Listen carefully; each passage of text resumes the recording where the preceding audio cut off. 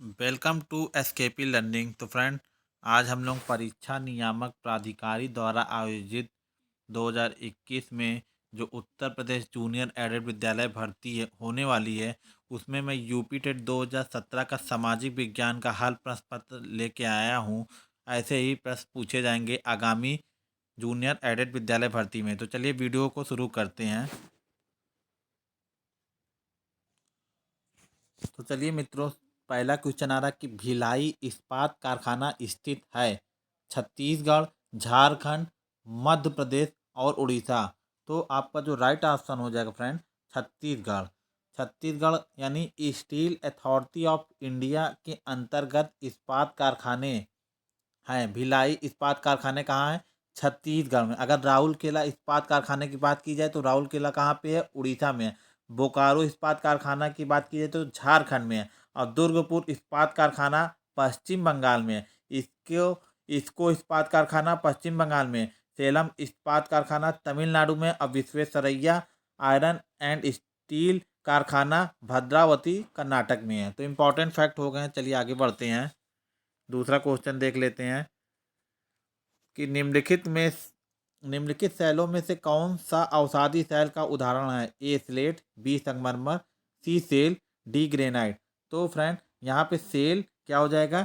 अवसादी शैल। अवसादी चट्टानों का निर्माण प्राचीन चट्टानों के टुकड़ों के जीवों के अवशेष, खनिज पदार्थों तथा अन्य वस्तुओं के अवसादों से होता है। वायु, जल आदि तत्व जब लगातार इन वस्तुओं को बढ़ाकर एक जगह एकत्रित कर देते हैं एवं बाद में ताप और दाब के कारण यह एकत्र अवसाद चट्टान का रूप ले लेते हैं। अवसादी चट्टान में सेल होगा, जिप्सम होगा, डोलोमाइट होगा और कोयला कोयला होगा। और कोयला में भी एंथेसाइट कोयला होगा। चलिए आगे बढ़ते हैं। सेकेंड के बाद थर्ड क्वेश्चन, पुच्छर ताले की पूछ किस दिशा में होती है सदैव? ए सूर्य की ओर, बी सूर्य से दूर, उत्तर पूर्व की ओर, दक्षिण पूर्व की ओर। तो फ्रेंड, यहाँ बताना चाहता हूँ कि जो पुच्छर ताले हैं, इनकी जो है सूर्य से दूर होंगे। धूल, बर्फ, जल कणों और हिमानी गैसों का वह चट्टानी पिंड जो सूर्य के चारों ओर परवलयकाल पथ पर घूमते हुए पृथ्वी के कुछ दिन से कुछ महीनों तक जो देखे जाते हैं, आंखों से दृष्टिगोचर होते हैं, धूम्रकेतु या पुच्छर ताले कहलाते हैं। सूर्य के समीप आने पर सूर्य से की गर्मी यानी ऊष्मा प्राप्त कर अपने पीछे की ओर लंबी पूंछ का निर्माण करते हैं। इनकी पूंछ सदैव सूर्य के विपरीत दिशा में अर्थात सूर्य से दूर होती है। तो इसका मतलब हो गया, किधर होगी? सूर्य से दूर की ओर होगी। किस कारण? तापन के कारण, उष्मा, गर्म उष्मा के कारण। देखिए, निम्नलिखित में से कौन सा भ्रंश से संबंधित है? सम समपनति, नतिलंब घाटी, हागबैंग और ग्राबेन। तो इसका जो राइट आंसर हो जाएगा फ्रेंड, ग्राबेन हो जाएगा। भ्रंश घाटी संबंधित है ग्राबेन। जब दो समांतर भ्रंशों के मध्यवर्ती भाग नीचे क्या हो जाता है? धंस जाता है, तो उसे द्रोणी या भ्रंश कहते हैं। जर्मन भाषा में इस प्रकार की घाटी ग्राबेन कहलाती है। ग्राबेन। नेक्स्ट देखिएगा, निम्नलिखित में से कौन सा उष्णकटिबंधीय मरुस्थल नहीं है? यहाँ आप ध्यान दीजिएगा, नहीं है पूछा जा रहा है। तो ऑप्शन आप लोग हमेशा ध्यान दीजिएगा कि जब कोई भी क्वेश्चन में नहीं पूछा जाए तो थोड़ा ध्यान से उसको पढ़िएगा कि उष्णकटिबंधीय मरुस्थल नहीं है। आटाकामा, अरबिया, गोबी, कालाहारी। तो आटाकामा जो है आटाकामा जो है वह उष्णकटिबंधीय मरुस्थल नहीं है। उष्णकटिबंधीय मरुस्थल महाद्वीपों के पश्चिम भाग में 20 से 30 डिग्री उत्तरी व दक्षिणी अक्षांशों के मध्य है। ये उष्णकटिबंधीय सन्मार्गी पवन क्षेत्र के उच्च दाब में स्थित है, जिस कारण इन्हें उष्णकटिबंधीय उच्च दाब वायु मरुस्थल कहते हैं। इसके अंतर्गत आने वाले मरुस्थल सहारा है, कालाहारी है, अरबिया है, आटाकामा है, थार मरुस्थल है। विश्व के अधिकांश उष्णकटिबंधीय मरुस्थल महाद्वीपों के पश्चिम भागों में पाए जाते हैं। कहाँ पाए जाते हैं? हमेशा जो ये महाद्वीप होंगे, इनके कहाँ पाए जाएंगे? पश्चिम भाग में पाए जाएंगे। पश्चिम भाग किधर हो जाएगा? जैसे नॉर्थ हो गया, साउथ हो गया, ईस्ट हो गया, वेस्ट हो गया। तो हमेशा इस एरिया में ही पाए जाएंगे। चलिए आगे बढ़ते हैं। नेक्स्ट क्वेश्चन देखते हैं।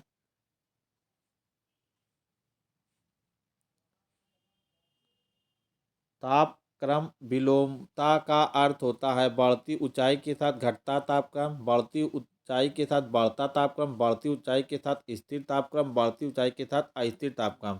तो फ्रेंड यहाँ पे मैं बताना चाहता हूँ तापक्रम विलोमता का अर्थ होता है बढ़ती ऊंचाई के साथ बढ़ता तापक्रम। समान परिस्थिति में ऊंचाई बढ़ने के साथ तापमान क्या हो जाता है, घटता जाता है। जिस दर से तापमान कम होता है इसे समान ह्रास दर कहते हैं, परंतु कुछ विशेष स्थिति में ऊंचाई के साथ बढ़ते तापमान भी बढ़ता है जिसे तापक्रम विलोमता इन्वर्जन ऑफ टेम्परेचर कहते हैं। तापक्रम विलोमता की परिघटना के दौरान धरातल में ठंडी वायु और ऊपर गर्म वायु होती है। तो नेक्स्ट देखिएगा, निम्नलिखित जलाशयों में कौन सा रिहंद परियोजना से संबंधित है? तो गांधी सागर है, गोविंद बल्लभ पंत सागर है, जवाहर सागर है और गोविंद सागर है। तो इसका जो राइट ऑप्शन हो जाएगा गोविंद बल्लभ पंत सागर। रिहंद बांध अगर स्थिति पूछी जाए तो उत्तर प्रदेश में कहाँ है, सोन की प्रसिद्ध घाटी में उसकी सहायक नदी रिहंद बांध मिर्जापुर जिले के पिपरी नामक स्थान पर बनाया गया। इस बांध के पीछे ही गोविंद बल्लभ पंत सागर एक कृत्रिम झील बनाई गई है जो भारत की सबसे बड़ी कृत्रिम झील है। यह मध्य प्रदेश और उत्तर प्रदेश की सीमा पर स्थित है। नेक्स्ट देखिएगा, सिपकिला दर्रा पर्वत प्रसिद्ध पर्वतीय दर्रा है, जम्मू कश्मीर, उत्तराखंड, सिक्किम, हिमाचल प्रदेश। तो सिपकिला दर्रा हिमाचल प्रदेश में। अन्य दर्रे की बात कर ली जाए तो हिमाचल प्रदेश में सिपकिला दर्रा है और रोहतांग दर्रा है और बड़ा लाचा है। जम्मू कश्मीर में काराकोरम, जोजिला, बुरजिल। उत्तराखंड में माना दर्रा, नीति दर्रा। सिक्किम में नाथुला और जेलेप्पा दर्रा है।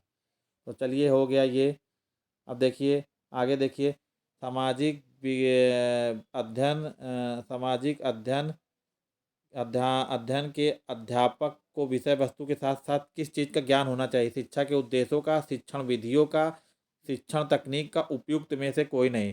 तो फ्रेंड यहाँ बताने चाहूँगा कि कोई भी शिक्षक हो उसको शिक्षण विधियों के बारे में आवश्यक जानकारी होना चाहिए। अभी तो अपने ज्ञान के साथ साथ उसको किस विधियों को यानी किस मेथड से टीचिंग करे कि जो स्टूडेंट के अंदर वह अनुकरण कर सकें। चलिए, भूगोल शिक्षण हेतु सर्वाधिक उपयोगी सहायक सामग्री है कैलेंडर, मानचित्र, फ्लैश बोर्ड और बैरोमीटर। तो फ्रेंड यहाँ बताना चाहूँगा कि अगर आप भूगोल शिक्षण पढ़ रहे हैं तो आप जानते हैं कि भूगोल पर मानचित्रों के माध्यम से अधिक जानकारी और अच्छी जानकारी प्राप्त होती है। और मानचित्र दो प्रकार के होते हैं, भौतिक मानचित्र जैसे पृथ्वी की आकृति, पर्वत, पठार, मैदान, नदियाँ, महासागर इत्यादि को दर्शाने वाले मानचित्र को भौतिक मानचित्र कहा जाता है। और एक होता है राजनीतिक मानचित्र, राज्यों के नगरों तथा गांव और विश्व के विभिन्न देशों व राज्यों तथा उनकी सीमाओं को दर्शाने वाले मानचित्र को राजनीतिक मानचित्र कहते हैं। तो फ्रेंड यहाँ पे भौतिक मानचित्र होगा और एक क्या हो जाएगा, एक भौतिक मानचित्र होगा। भौतिक का मतलब हो गया पर्वत, पठार, मैदान, नदियाँ, महासागर। और दूसरा हो जाएगा राजनीतिक, यानी राजनीतिक रूप से कोई देश की सीमाएं कहाँ तक हैं, कोई देश की नदियाँ कहाँ तक हैं, कोई देश के नगर कितने बड़े हैं कितने छोटे, ये सब राजनीतिक मानचित्र में हम लोग करते हैं। तो भूगोल में सबसे उपयुक्त विधि हो जाएगी मानचित्र विधियों के माध्यम से हमें जो ज्ञान दिया जाता है वह बहुत ही अस्थायी होता है और लंबे समय तक मस्तिष्क में बना रहता है। देखिएगा आगे, आगे देखिए, भारतीय संविधान का कौन सा भाग मौलिक अधिकारों से संबंधित है? भाग 1, भाग 2, भाग 3 और भाग 4। तो देखिए फ्रेंड, भाग 3 भाग 3 जो है मौलिक अधिकार का वर्णन करता है। तो ऑप्शन हो जाएगा भारत संविधान के भाग 3 में अनुच्छेद की बात कर ली जाए तो 12 से 35 तक मूल अधिकारों का विवरण दिया गया है। मूल रूप से संविधान में 7 प्रकार के पहले जो है हम लोग को अधिकार मिले थे, लेकिन 44वें संविधान संशोधन द्वारा 1978 द्वारा क्या हो गया, संपत्ति को मूल अधिकारों की श्रेणी से हटा दिया गया। वर्तमान में नागरिकों को अगर अधिकार कितने मिले हैं तो 6 प्रकार के, समता का अधिकार है, स्वतंत्रता का अधिकार है, शोषण के विरुद्ध अधिकार है, धर्म की स्वतंत्रता का अधिकार है, सांस्कृतिक और शिक्षा संबंधी अधिकार है और संवैधानिक उपचारों का अधिकार है। तो 12 से 35 तक 6 प्रकार के मौलिक अधिकार मिले हैं। अपितु मूल संविधान में 7 संविधान थे, लेकिन 44वें संविधान संशोधन 1978 द्वारा संपत्ति को मूल अधिकार से हटाकर विधिक अधिकार बना दिया गया। चलिए नेक्स्ट देख लेते हैं।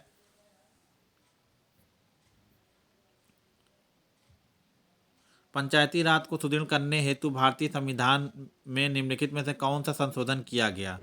तो आप जानते हैं 42वां संविधान संशोधन, 44वां, 73वां, 86वां। तो फ्रेंड यहाँ बता दें 73वां संविधान संशोधन जो भारतीय संविधान में पंचायती राज को मजबूत करने के लिए किया गया। तो देखो भारतीय संविधान में राज्य नीति निर्देशक तत्वों में शामिल है। जैसे अनुच्छेद 40 का है ग्राम पंचायतों का गठन और बंद करता। अतः 92 में 73वें संविधान संशोधन द्वारा पंचायती राज का गठन किया गया और भारतीय संविधान में एक नया भाग 9 पंचायत नाम जोड़ा गया और शहरी पंचायत में 74वां संविधान संशोधन 1993 हो जाएगा। आगे देखेंगे अंतर्राष्ट्रीय न्यायालय के मुख्यालय कहाँ पे है? न्यूयॉर्क में है, बी लंदन में है, सी हेग में है, डी पेरिस में। तो आप लोग को बता दें अंतर्राष्ट्रीय न्यायालय का जो मुख्यालय है आपका हेग में है। हेग कहाँ पड़ता है? ये नीदरलैंड में है। स्थापना की बात कर ली जाए तो जून 1945 में स्थापित किया गया और ख़ास बात यह है कि यह संयुक्त राष्ट्र के 6 प्रमुख अंगों में से एक है जो कि न्यूयॉर्क के बाहर स्थित है। यानी न्यूयॉर्क का जो 5 अंग है वह न्यूयॉर्क में ही स्थित है, लेकिन यह एक ऐसा अंग है जो न्यूयॉर्क के बाहर यानी अमेरिका के बाहर नीदरलैंड में स्थित है। चलिए आगे देखते हैं। जनसंख्या नियंत्रण व परिवार नियोजन विषय भारतीय संविधान के अंतर्गत किस सूची में शामिल है? राज्य सूची, बी संघ सूची, सी समवर्ती सूची और डी अवशिष्ट विषय। तो फ्रेंड यहाँ पे मैं बताना चाहूँगा जो जनसंख्या नियंत्रण व परिवार नियोजन है वह आपके समवर्ती सूची कंकरेंट लिस्ट के अंतर्गत आते हैं। जैसे शिक्षा हो गए, जनसंख्या नियंत्रण हो गया, आर्थिक सामाजिक योजना हो गए, आर्थिक आपराधिक कानून हो गए, विवाह विच्छेद तलाक, ये सब संविधान की 7वीं सूची में केंद्र राज्य के मत संबंध से संबंधित है। त्रिस्तरीय व्यवस्था जिसके अंतर्गत संघ सूची एक है, राज्य सूची एक है और एक संघ और राज्य दोनों सूची है। तो इसमें जो प्रमुख बातें होती हैं समवर्ती सूची में कौन कौन सी चीज़ें? जनसंख्या नियंत्रण और परिवार नियोजन है, विवाह और तलाक है, आर्थिक व सामाजिक योजना है और आपराधिक कानून प्रक्रिया है। तो यहाँ पे समवर्ती सूची का मतलब होगा कि इस सूची में कानून बनाने का अधिकार राज्य सरकार और केंद्र सरकार को है, लेकिन इसका जो शेयर होता है राज्य सरकार का कम होता है और केंद्र सरकार का ज़्यादा होता है। नेक्स्ट देखेंगे निम्नलिखित में से कौन सा निदेशक सिद्धांत विदेश नीति से संबंधित है? अनुच्छेद 48, बी अनुच्छेद 49, सी अनुच्छेद 50 और डी अनुच्छेद 51।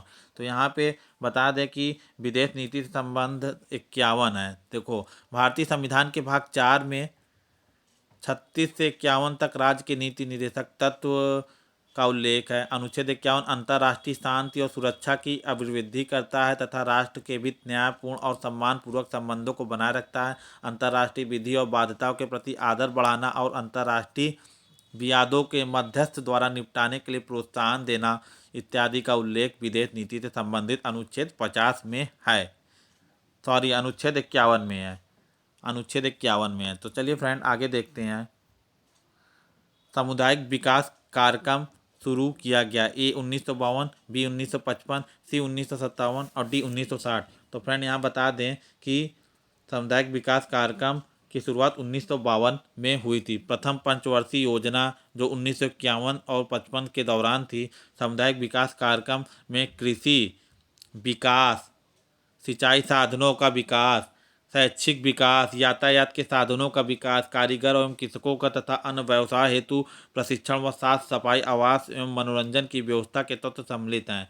तो फ्रेंड जो भारत में प्रथम पंचवर्षीय योजना 1951 से 55 के बीच बनी, उस दौरान जो भारत के अर्थशास्त्री थे तो उन्होंने विशेषकर अपने ही देशों में कृषि से संबंधित उत्पादन पर, सिंचाई पर और उसके विकास पर, यातायात पर विशेष ध्यान दिया और उसके बाद द्वितीय पंचवर्षीय योजना में उद्योगों पर ध्यान दिया। तो इस तरह जो है प्रथम पंचवर्षीय योजना में कृषि विकास पर ज़्यादा ध्यान दिया।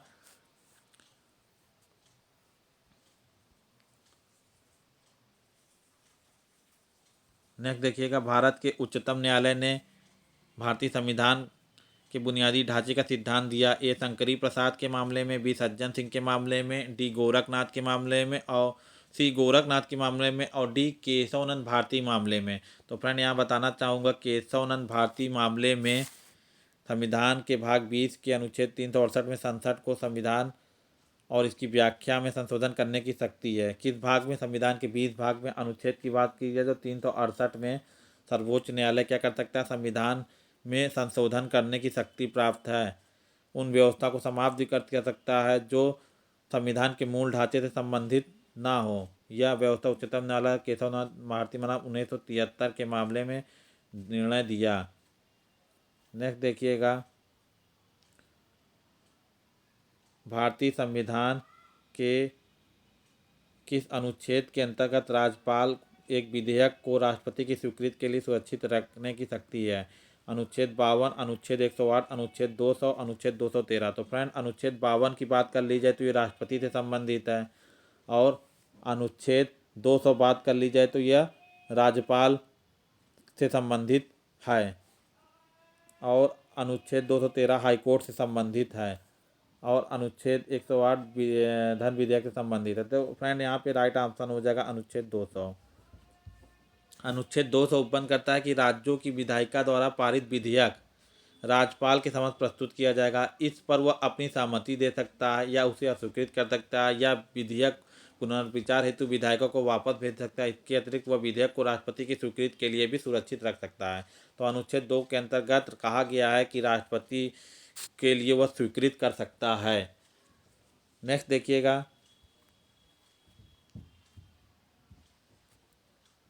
भारतीय राष्ट्रपति का निर्वाचन निर्वाचक मंडल द्वारा किया जाता है, जिसके सदस्य होते हैं राज्यसभा के सभी सदस्य, संसद के दोनों सदनों के सभी सदस्य, संसद के दोनों सदनों के निर्वाचित सदस्य, राज्यसभा के निर्वाचित सदस्य। तो फ्रेंड यहाँ पे मैं बताना चाहूँगा कि जब उपराष्ट्रपति का चुनाव होता है तो उसमें संसद के दोनों सदनों के सभी सदस्य भाग लेते हैं। उपराष्ट्रपति की बात कर लीजिए तो ये देश का दूसरा सर्वोच्च पद होता है। यह संसद के दोनों सदनों के सदस्यों के निर्वाचक मंडल द्वारा चुना जाता है, और इस निर्वाचक मंडल में संसद के दोनों सदनों के सभी सदस्य मीन्स यहाँ पे निर्वाचित भी होगा, यानी जो चुने जाते हैं जनता के द्वारा, और इसमें मनोनीत भी होते हैं। जैसे लोकसभा में 2 लोगों को राष्ट्रपति मनोनीत कर सकता है, और राज्यसभा में 12 लोगों को राष्ट्रपति मनोनीत कर सकता है। तो ये जितने भी nominated member and elected member are contribute by the election of उपराष्ट्रपति। तो चलिए ये हो गया। कौन सा देश दक्षेण सार का सदस्य नहीं है? नेक्स्ट देखते हैं, कौन सा देश दक्षेण सार का सदस्य नहीं है? भूटान, नेपाल, बांग्लादेश, जापान।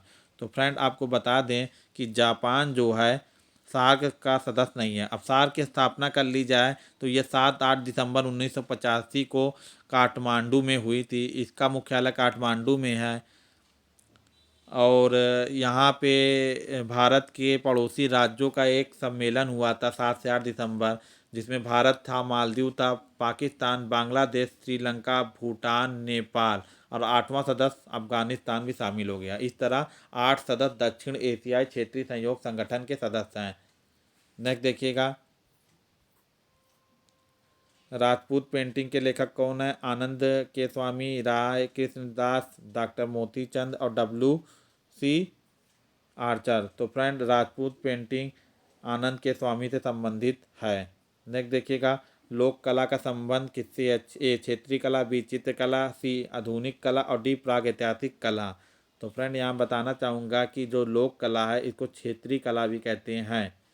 लोक कला मूलतः क्या है? ग्रामीण अंचलों में जन सामान्य आदिवासी विशिष्ट समूहों द्वारा धारित एवं संरक्षित कला है। यह दूसरे शब्दों में लोक कला क्षेत्र का समुदाय विशेष क्षेत्र के लोगों द्वारा किया जाता है। यह कलाकर्म जिसका मूल में शुभ का विचार होता है, अवसर विशेष से जुड़े अनुष्ठानों एवं आवश्यकताओं को संपन्न कराने हेतु किया जाता है। यह विशेष क्षेत्र से जुड़े होने के कारण क्षेत्रीय कलाएँ हैं। नेक्स्ट देखिएगा, ज्यामिति डिजाइन कहते हैं ज्यामिति आकारों को, ज्यामिति आकारों से बनी डिजाइनों को, वर्ग में बनी डिजाइनों को, उपयुक्त में से कोई नहीं। तो ज्यामिति डिजाइन किसे कहते हैं? ज्यामिति आकारों से बनी डिजाइन को। नेक्स्ट देखिएगा फ्रेंड, एपण का संबंध किस राज्य से है? एपण का संबंध आपके किस राज्य से? ए उत्तर प्रदेश है, और बी मध्य प्रदेश है, और सी महाराष्ट्र है, और डी उत्तराखंड है।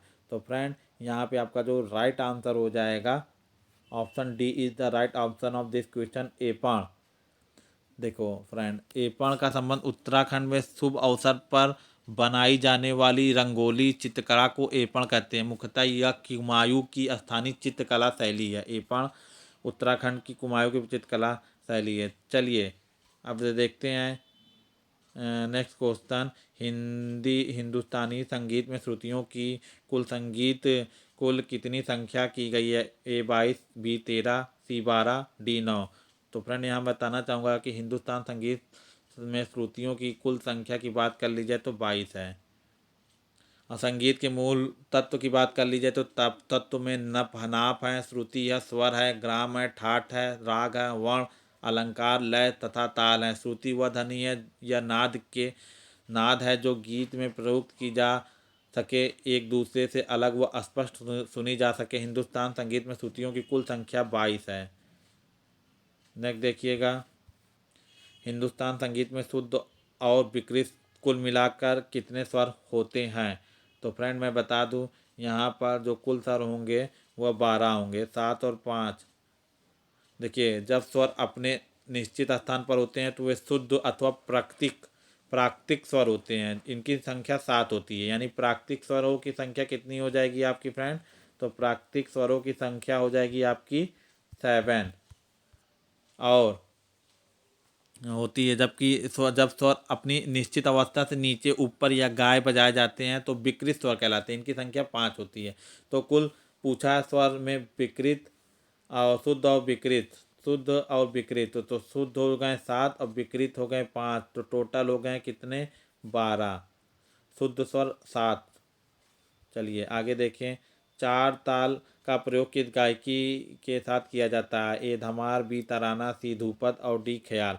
तो चार ताल का प्रयोग आपके ध्रुपद में किया जाता है, और चार ताल का प्रयोग ध्रुपद गायन के साथ किया जाता है। ध्रुपद एक गंभीर प्रकृति का गीत है जिससे गाते समय कंठ और फेफड़े पर बल लगता है। इस गायन शैली में भक्ति रस, वीर रस, शांत रस, श्रृंगार रस की प्रधानता होती है। ऐसा माना जाता है कि ध्रुपद गायन शैली का आविष्कार राजा मान सिंह तोमर ने किया।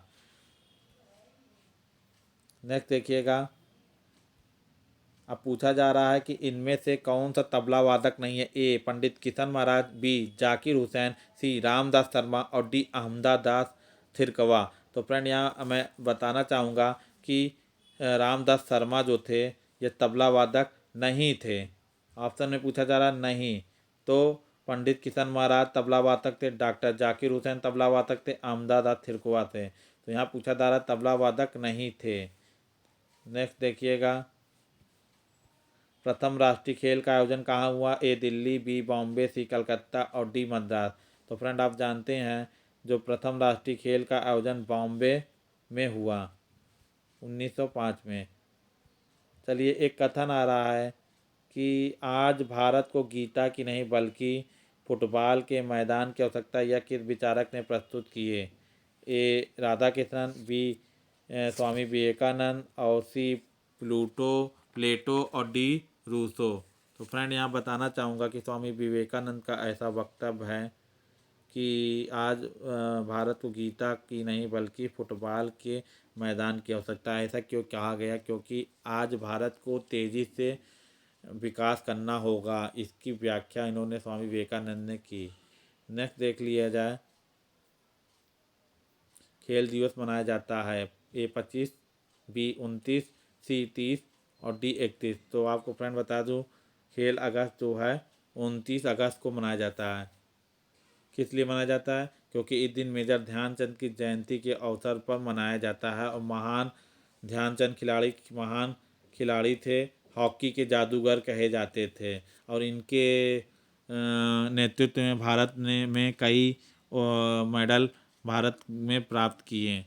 चलिए, योग के संबंध में प्रमुख ग्रंथ योग दर्शन के लेखक कौन है? ए महर्षि भारत, बी महर्षि नारद, सी महर्षि पतंजलि और डी महर्षि देवदत्त। तो चलिए आपको पता होगा कि महर्षि पतंजलि ने योग दर्शन नामक ग्रंथ लिखा जिसमें उन्होंने योग के बारे में बताया। चलिए नेक्स्ट देखिएगा, जीन नामक प्रोटीन किस फसल से संबंधित है? ए धान, बी सोयाबीन, सी मक्का और डी जई। तो फ्रेंड यहाँ पे मैं बताना चाहूँगा, तो जीन जो होते हैं मक्का की एक क्या होते हैं, फसल होते हैं। नेक्स्ट देखिएगा, गाय की कौन सी नस्ल दूकाजी के उद्देश्य से की गई है? ए गिर गाय, बी जर्सी गाय, सी सिंधी गाय, डी थारपारकर गाय। तो इसका जो राइट आंसर हो जाएगा थारपारकर गाय। देश में गायों की समानता अगर पूछा जाए तो 27 नस्ल की गाय भारत देश में है। उपयोग के आधार पर दुधारू गाय और भरवारी और दूकाजी 3 वर्गों में बांटा गया है। दुधारू, भरवाही और दूकाजी 3 भागों में बांटा। गायों की नस्लों जो कार्यशील बछड़े एवं दूध उत्पादन दोनों के लिए पाली जाती है, दूकाजी। यानी गाय की ऐसी नस्ल जो बछड़े एवं दूध उत्पादन दोनों के लिए पाली जाती है, दूकाजी। इसके उदाहरण है थारपारकर, हरियाणा, मेवाती, राही, अंगोल इत्यादि। नेक्स्ट देखिएगा, भारत में कुल कितने कृषि जलवायु क्षेत्रों में बांटा गया है? 9, 12, 15, 22। तो फ्रेंड यहाँ बताना चाहूँगा कि 15 कृषि जो जलवायु क्षेत्रों में बांटा गया है।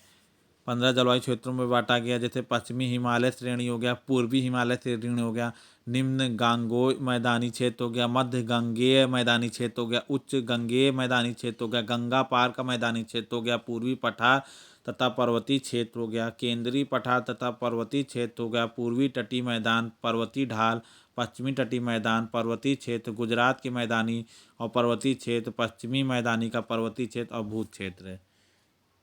नेक्स्ट देखिएगा, केंद्रीय बीज की संस्तति है प्रजनक बीज, आधारी बीज, प्रमाणित बीज, पंजीकृत बीज। तो इसका जो राइट आंसर हो जाएगा प्रजनन बीज। क्या हो जाएगा फ्रेंड? प्रजनन बीज हो जाएगा। नेक्स्ट देखिएगा, केंद्रीय औषधि एवं सगंध पौधा संस्थान स्थित है? हैदराबाद, नई दिल्ली, भोपाल और लखनऊ। तो फ्रेंड यहाँ बताना चाहूँगा कि आपका जो है लखनऊ में केंद्रीय औषधि व सघन पौधा संस्थान स्थित है। केंद्रीय औषधि सगंध पौधा संस्थान लखनऊ में है। राष्ट्रीय भूभौतिकी अनुसंधान हैदराबाद में है। कृषि अनुसंधान की बात कर लीजिए तो दिल्ली में है। और इंदिरा गांधी राष्ट्रीय मानव संग्रहालय भोपाल में। तो भोपाल में मानव संग्रहालय, दिल्ली में कृषि अनुसंधान, हैदराबाद में भूभौतिकी अनुसंधान और औषधि और सुगंधित पौधा संस्थान आपके उत्तर प्रदेश की राजधानी लखनऊ में है। मामलेट बनाने के लिए सरयुक्त उपयुक्त होगा केला, जामुन, बेल, माल्टा। तो माल्टा होंगे मामलेट बनाने के लिए। मामलेट नींबूवंती यानी सिट्रस फल, यानी जैसे रस, ऐसे फल जिसमें रस हो, नींबू आदि जिसमें पैक्टिन और एसिड पाए जाते हैं का नम्र जली या रस गूदे के शक्कर के साथ एक निश्चित अवधि तक उबाल कर तथा संतरा या माल्टा के छोटे एवं पतले तैयार किए जाते हैं, छील कर तैयार किए जाते हैं। केंद्रीय खाद्य और प्रौद्योगिकी अनुसंधान स्थित है नई दिल्ली में, इलाहाबाद में, मैसूर में, लखनऊ में। तो इसका जो राइट ऑप्शन हो जाएगा केंद्रीय खाद्य प्रौद्योगिकी अनुसंधान आपका मैसूर में हो जाएगा। केंद्रीय खाद्य प्रौद्योगिकी संस्थान मैसूर में हो जाएगा। मौसम विज्ञान की बात कर ली जाए तो दिल्ली में होगा। औषधि विज्ञान लखनऊ में होगा। केंद्रीय खाद्य प्रौद्योगिकी संस्थान मैसूर में होगा। जेली बनाने के लिए किस प्रतिरक्षक का प्रयोग किया जाता है? शर्करा का, पैक्टीन का, सल्फाइड का और डी सल्फर डाइऑक्साइड का। तो आपको बता दें जेली बनाने के लिए शर्करा का प्रयोग किया जाता है। नेक्स्ट देखिएगा, केसर प्राप्त किया जाता है कलिका से, पत्ती से, पुष्प वर्तिका से और वह दलपुंज से। तो केसर जो है पुष्प वर्तिका गे से पाया जाता है। कहाँ पाया जाता है? जम्मू कश्मीर में पैदा होता है। और इसका मूल स्थान यदि पूछा जाए तो यूरोप से भारत में ये प्रवेश किया। नेक्स्ट देखिएगा, मानव शरीर में कुल कितनी पसलियाँ होती हैं? तो 22, 26, 24, 28। तो फ्रेंड इसका जो राइट ऑप्शन हो जाएगा 24, यानी 12 मानव में पसलियाँ होती हैं। 12 जोड़ी यानी अर्थात 24 पसलियाँ होती है। प्रत्येक पसली वक्ष के सामने की ओर उरोसी के तथा पीछे की ओर उसकी एक कशेरुका से जुड़ी होती है। ये सभी पसलियाँ मिलकर लगभग बेलनाकार पिंजड़ा यानी केज बनाती है, जिसे फेफड़े द्वारा हृदय होते हैं। तो मानव शरीर में कुल कितनी पसलियाँ होती हैं? तो 12 दूनी 24। और कितने मतलब अगर टोटल पूछा जा रहा है और कितने जोड़े होंगे तो 12 जोड़ी। तो नेक्स्ट चलिए देख लेते हैं। TAB का टीका किस रोग के बचाव के लिए है? तपेदिक के लिए, बी डिप्थीरिया के लिए, सी मियादी के लिए, डी काली खांसी के लिए। तो फ्रेंड यहाँ पे आपको बताना है TAB का टीका मियादी बुखार के लिए लगाया जाता है। TAB यानी टाइफाइड।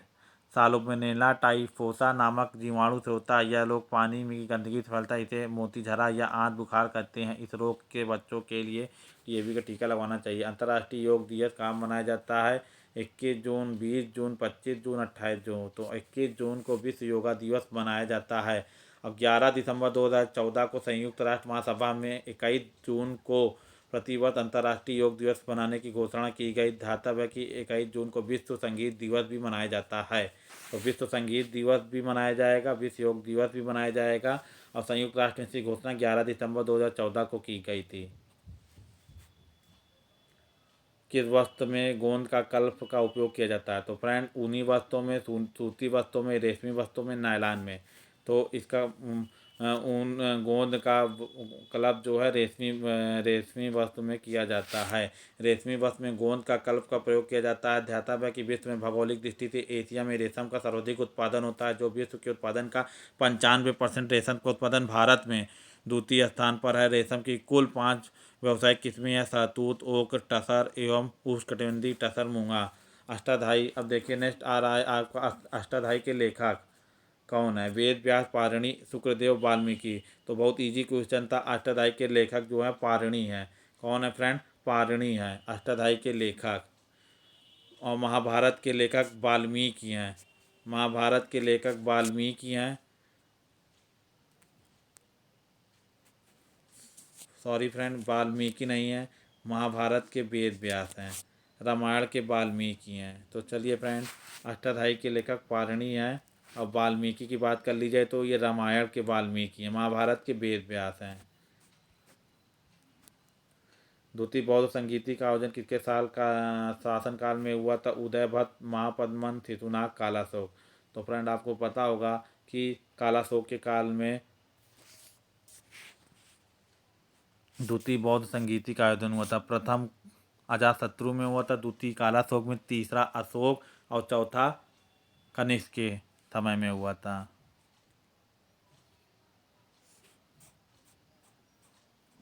अकबर में इबादत खाने का निर्माण कहाँ कराया था? आगरा में, फतेहपुर में, दिल्ली में, सिकंदरा में। तो इबादत खाने का जो निर्माण बाबर ने कहाँ किया था? आगरा से कुछ दूरी पर स्थित फतेहपुर सीकरी में इबादत खाने का निर्माण कराया था।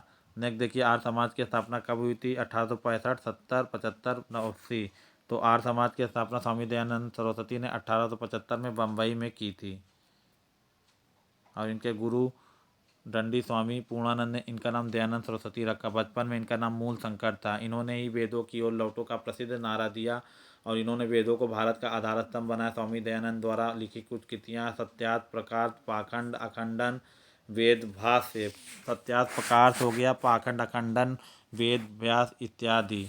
नेक्स्ट देखिए, इनमें से कंकोरी कांड से संबंधित नहीं है। राम प्रसाद मिल्ला, राजेंद्र लहड़ी, अशफाक उल्ला खां और सूरसेन। तो सूरसेन का संबंध इसमें से नहीं है। सूरसेन का संबंध नहीं है। हिंदुस्तान रिपब्लिक एसोसिएशन आचार्य द्वारा 9 अगस्त 1925 को उत्तर रेलवे के सहारनपुर संभाग में काकोरी नामक स्थान पर 8 डाउन रेलवे डकैती डालकर सरकारी खजाने को लूट लिया गया। यह घटना काकोरी कांड से प्रसिद्ध है। इस घटना में प्रमुख व्यक्ति थे राम प्रसाद बिस्मिल्ला, राजेंद्र लहड़ी, अशफाक खां, रोशन लाल। दीन ए इलाही की स्थापना किसने की थी? तो आपको पता होगा, दीन ए इलाही की स्थापना मोहम्मद अकबर ने की थी। नेक्स्ट देखिएगा, ह्वेन सांग किसके शासनकाल में भारत आया था? तो हर्षवर्धन के शासनकाल में ह्वेन सांग भारत आया था। नेक्स्ट देखिएगा, इन बादशाहों में कलंदर किसे कहा जाता है? तो आप जानते हैं कि बाबर ने कलंदर की उपाधि धारण की, बादशाह की उपाधि धारण की। नेक्स्ट देखिएगा, बंगाल का विभाजन करने वाला गवर्नर जनरल कौन था? तो लॉर्ड कर्जन के समय में 1905-6 के करीब जो है बंगाल विभाजन हुआ था। चलिए आगे बढ़ते हैं। कुंवर सिंह किस राज्य के जमींदार थे? बैरकपुर, जगदीशपुर, अवध और बिठूर। तो फ्रेंड यहाँ बताना चाहूँगा कि कुंवर सिंह जो है जगदीशपुर बिहार राज्य के जमींदार थे। नेक्स्ट देखिएगा, निम्नलिखित में से कौन सी शिक्षण सहायक सामग्री महाद्वीपों के अनुपातिक क्षेत्र का आकार दर्शाने के लिए सर्व उपयुक्त होगी। तो फ्रेंड यहाँ पे हो जाएगा ग्लोब। ग्लोब में ही चीज़ों को दिखाया जाता है, विश्व के सभी चीज़ों को, महाद्वीपों को, सागरों को। नेक्स्ट देखिएगा, भूगोल शिक्षण की उपयुक्त विधि होगी भ्रमण विधि, वार्तालाप विधि, कहानी विधि। उपयुक्त में से कोई नहीं। तो फ्रेंड यहाँ बताना चाहूँगा, तो भूगोल में हम भ्रमण के माध्यम से पर्वत को, पठार को, मैदान को, नदियों आदि को देख छू कर इसके बारे में अंदाज़ा लगा सकते हैं। मानचित्रों को समझने के लिए मानचित्रों को समझने के लिए सर्वव्यापी भाषा को समझा जा सकता है। रेखा चित्रों होते, ऋण चिन्हों होते, वर्णमाला के अक्षर होते, सिमेटिक मानचित्र होते हैं। तो ऋण चिन्हों के माध्यम से हम लोग मानचित्र की पृथ्वी की सतह या इसके एक भाग को पैमाने के माध्यम से चपटी सतह पर खींचा जाता चित्र है। चित्र मानचित्र होता है। इसमें सड़क, पुल, वृक्ष, नदी इत्यादि को जोड़ा जाता है। यू देखिए, नेक्स्ट देखिएगा, यू आकार की घाटी का निर्माण होता है। तो राइट ऑप्शन हो जाएगा हिम नदी द्वारा। यू आकार की घाटी का निर्माण किससे हो जाता है? तो हिम यानी बर्फ़ के द्वारा। यू आकार घाटी का निर्माण हिम नदी द्वारा होता है। वी आकार की घाटी का निर्माण नदी अपनी व्यवस्था पर्वतीय क्षेत्रों में लंबवत प्रदान करती है। नेक्स्ट क्वेश्चन देख लेते हैं, ऑस्ट्रेलिया की राजधानी कौन सी है? Sydney, Canberra, Melbourne, Brisbane. तो इसमें Canberra is the right option of this question. Australia की राजधानी कैनबरा है। ऑस्ट्रेलिया एक ऐसा देश है जो विश्व का सबसे छोटा महाद्वीप है। यहाँ का सर्वाधिक प्राचीन नगर सिडनी है। ऑस्ट्रेलिया की खोज 1770 में जेम्स कुक ने की। ऑस्ट्रेलिया के मूल निवासी को एबेजिस कहा जाता है। तो वीडियो अच्छा लगे तो वीडियो को लाइक करके चैनल को सब्सक्राइब कर दीजिए। पूरा वीडियो को सुनने के लिए बहुत बहुत धन्यवाद।